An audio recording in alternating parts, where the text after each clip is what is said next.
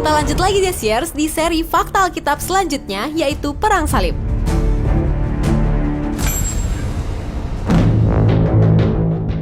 Ini adalah benar-benar perang agama yang mematikan dalam sejarah bumi ini. Sekitar 1,7 juta orang terbunuh dari kedua belah pihak. Yuk lanjut terus pantengin video kali ini. Perang Salib merupakan salah satu perang paling dikenal sepanjang sejarah.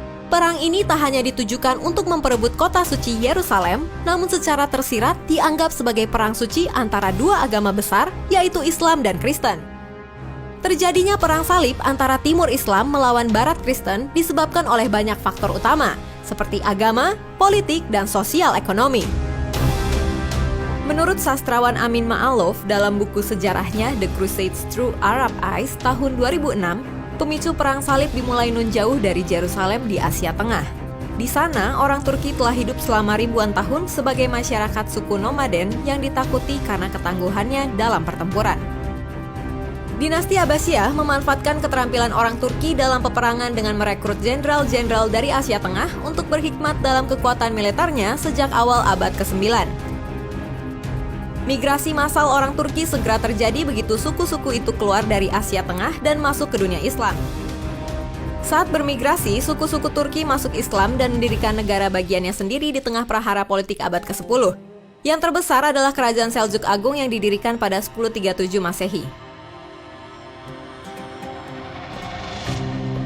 Seljuk mendirikan negara Aceh yang membentang dari Suriah ke Asia Tengah. Kala itu, era kekuasaan Abbasiyah tinggal nostalgia, tetapi Seljuk mengambil peran sebagai pelindung kekhalifahan yang masih berkubu di istana mereka di Baghdad. Sebagai Islam Sunni yang teguh, Seljuk bahkan mampu menjadi penyeimbang Fatimiyah dan mencegah ekspansi pada abad ke-11. Tahun 1071 Masehi, Seljuk memenangi pertempuran krusial melawan Bizantium di Anatolia Timur. Peperangan Manzikert membuat Bizantium tidak mampu lagi mempertahankan Anatolia pasca pertempuran itu. Sedikit demi sedikit Seljuk berekspansi ke barat di seluruh semenanjung, sampai mereka muncul di pantai yang berhadapan dengan Konstantinopel, lalu mengancam masuk ke kota kerajaan dan sekitarnya. Asia Kecil dan seluruh Suriah menjadi milik Bani Seljuk. Antioquia menyerah pada tahun 1084 dan pada tahun 1092 tidak ada satupun kota besar di Asia yang dikuasai oleh Kristen.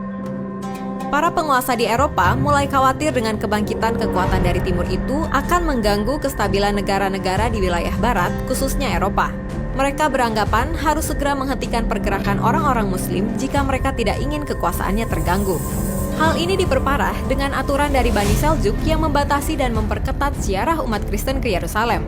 Hal ini mendorong umat Kristen untuk mendapatkan kebebasannya kembali dengan berusaha merebut Yerusalem dari tangan kaum Muslim.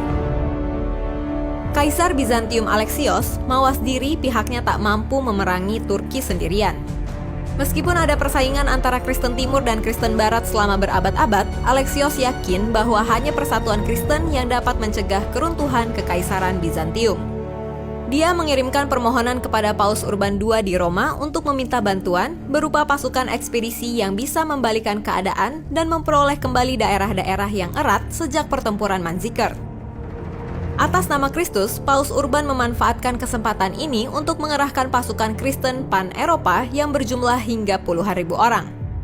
Namun, Paus Urban II tak berniat membantu Alexios atau bahkan melawan Turki. Dia mengarahkan tujuan ke Yerusalem, sambil mengutuki fakta bahwa Yerusalem telah terjatuh ke depan ke tangan Muslim sejak kekhalifahan Umar. Paus Urban II menyeru kepada seluruh umat Kristen untuk mendukung ekspedisi penaklukan Yerusalem dan mendirikan kerajaan Kristen Latin di Palestina di bawah otoritas kepausan. Pasukan Urban pelan-pelan terkumpul hingga pada tahun 1096 dan 1097, pasukan yang dipimpin bangsawan dan kesatria itu mulai bergerak ke Eropa Timur dari Prancis, Jerman, dan Italia.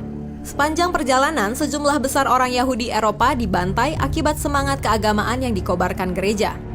Nah, sebenarnya selama periode 1095 sampai 1291 ada 9 periode perang salib dalam catatan sejarah dan penjelasannya. Akibat dari perang ini, tentu saja jumlah orang Yahudi yang terbunuh makin banyak dan terjadi peristiwa diaspora atau penyebaran penduduk Yahudi yang mengungsi ke berbagai negara di seluruh dunia.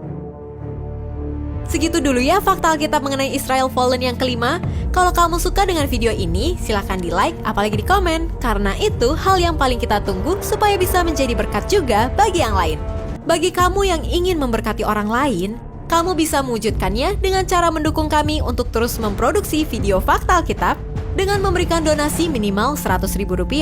Caranya, kunjungi link ini atau hubungi kami melalui WhatsApp di 0878 7490 5248. Terus saksikan Fakta Alkitab. God bless!